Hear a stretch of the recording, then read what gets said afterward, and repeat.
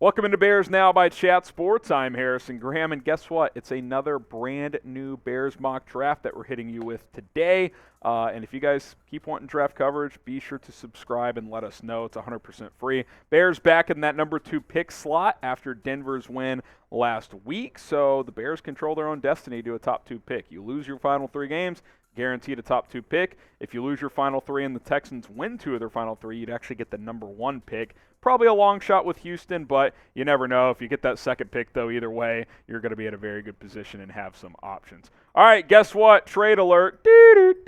Trade. Seattle called me as we used the Pro Football Network mock draft simulator. Shout out to PFN. I think their mock draft simulator is the best one out there right now. The trades I didn't make were all offered to me, so I didn't try to cheat the system or anything. Here it is. Seattle gets the number 2 pick. They sent me 3, 15, and 49, so they're desperate to get a big-time playmaker. They drafted Will Anderson after Bryce Young went number 1. So you know who I took at number 3? Jalen Carter, the defensive tackle out of Georgia. And I think a trade out from 2 or 3 and still getting Carter or Anderson would be pretty damn sweet, for being honest. Jalen Carter is such a physical specimen at that defensive tackle spot, and Matt Eberflus was asked once again how critical that 3-tech position is on this defense, and he basically called it the engine, said he's what makes everything go. So I expect the Bears to make that 3-tech defensive tackle spot a priority this offseason. And I think Jalen Carter in the draft is the best option for that. Obviously, Daron Payne, Javon Hargrave, a couple of free agents that could fit that bill as well. But Jalen Carter is a franchise-changing talent. You bring him in here, he's a starter from day one. He can be a disruptive force, and if you get some edge rushers around him with some talent, you can be cooking with gas pretty quickly on that defensive line. So if they end up with Carter, Will Anderson, I'd be perfectly happy, especially if you trade down a spot or 2 and still land one of these guys. Now, I've asked you a few times, and I'll continue to ask as we get closer and closer to draft season, pick a prospect. Who would you rather have on the Chicago Bears? Type JC for Jalen Carter, or type WA for Will Anderson Jr. I don't think there's a wrong answer. I think you could go either way here. I just want to know from you guys, JC for Carter or WA for Will Anderson. Trade alert number 2. Cincinnati got on the phone and offered me this because I had the 15th pick from Seattle. So I send 15 and 65, a third-round pick there for 27 overall first, so I dropped 12 spots. That's fairly steep, but I move up 8 spots from 65, and I get a first next year. So I think the most enticing part of this is racking up another high pick next year from Cincinnati, so you'd have 2 first-round picks in 2024 as well. Still would have 2 first-round picks this year, the one you just made at 3, and then 27. You also add an additional second-round pick while moving on from your third. So kind of a lot of moving parts here, but I think a pretty good value trade overall. And at number 27 overall, I'm going to stay at Georgia. Broderick Jones, the offensive tackle for the Georgia Bulldogs. So I'm building through the trenches, and I'm doing it through the best program in college football over the past couple of years in Georgia. Broderick Jones, you see him blocking Will Anderson Jr. right there. He's been moving up draft boards in recent weeks. I do think he's going to be a round 1 guy, and what I like about him is he can play both tackle spots. You could bring him in, play him at left tackle, move Braxton Jones to right if you want to go that route, or you can play Broderick Jones at right tackle. He's played both for Georgia. He's got that flexibility. I think that would depend on how versatile they think Braxton Jones is, because I do think Braxton Jones has earned the opportunity to be a starter long term, whether it's at left tackle or right tackle. If they think he can move to right, maybe beefing up at left makes sense, but I'm fine with Braxton at left too, and I think a guy like Broderick Jones can perfectly play right tackle.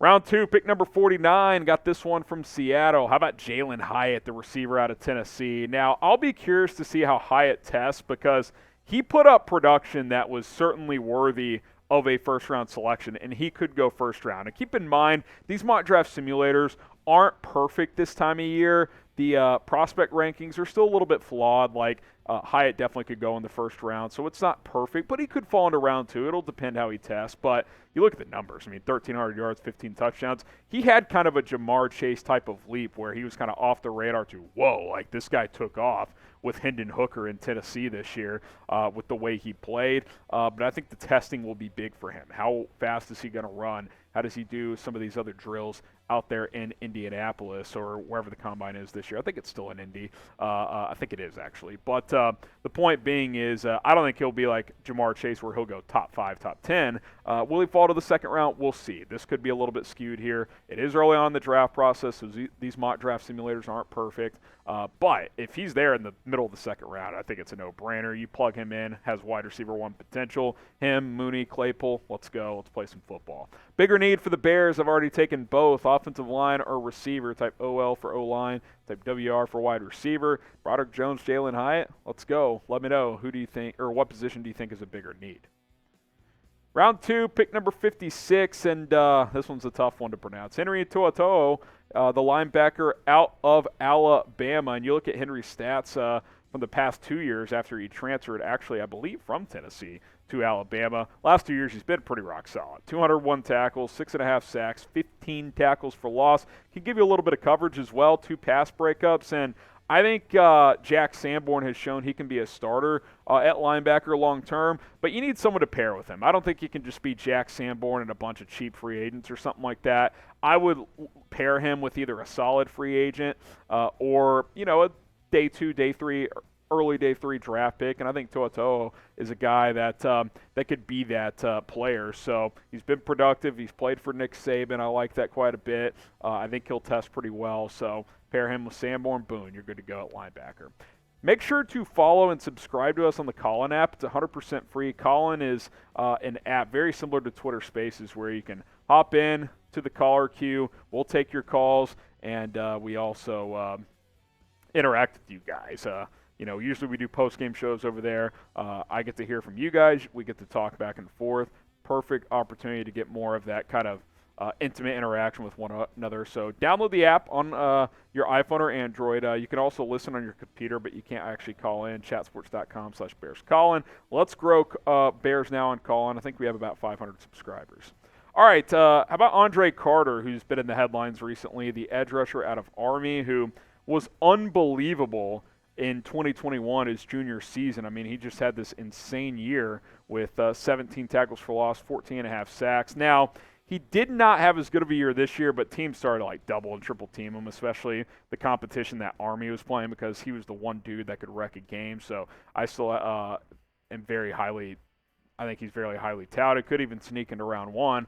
But the reason he had been in the headlines recently is we were unsure if he'd be able to go to the draft because there's this new bill that had been proposed that potentially, I'm not going to get into the geopolitical side of it, but potentially he would have to go serve in the Army first for X amount of years, which obviously end his NFL draft hopes. But they have revised the bill apparently. Good to go, and he can declare for the draft. And then, he has consistently said, I do want to serve my country later, but, I want to fulfill my NFL dreams first. So he's going to get to do that. So he should be at the combine, work out, could be a first-round pick, but potentially a second-round pick as well. So that's very, very good. 6'7", 260, explosive athlete. I'm excited to see where he goes in this NFL draft. Now, if you are a die-hard Bears fan, like if you love this team, no matter how good or bad they are, then subscribe right now, because that is what we do here. We bring you guys videos every single day. The passion is here in this community here at Bears Now with over 57,000 subscribers. I want it to continue to grow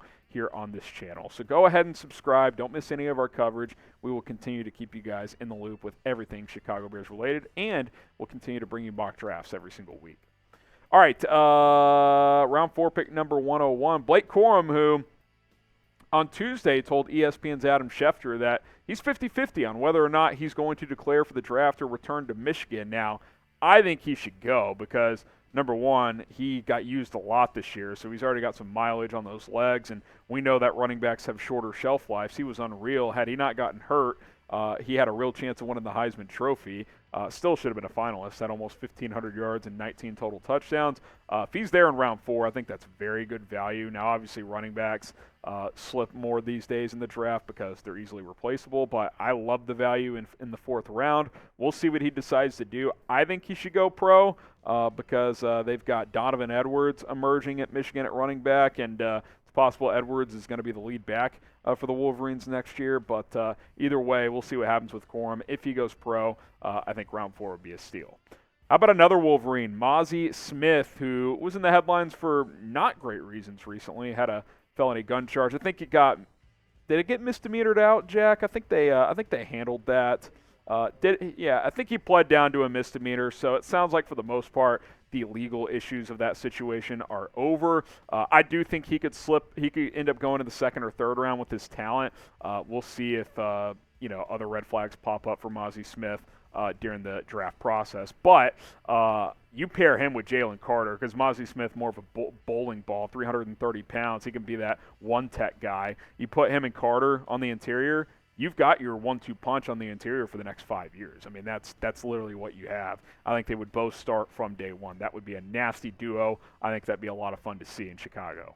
All right, what do you think, or who do you think is the better Michigan draft prospect? Do you think it's Blake Corum? If you do, type BC. If you think it's Mazi Smith, type MS.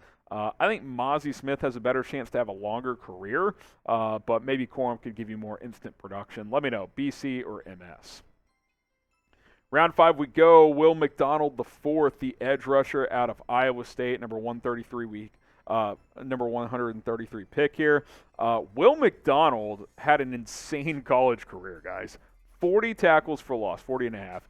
34 sacks, 10 forced fumbles. I mean, you want to talk production, that was Will McDonald. Most sacks in Big 12 history. I mean, guys, the Big 12 conference, even if you're a Big 10 guy, they have had some all-time players come through this conference, and he set the record for sacks. So you get a guy like that in the 5th round who maybe he's not the most explosive athlete, but a guy who just knows how to rush the passer, sign me up, bring him into your system. At worst, he's a rotation guy.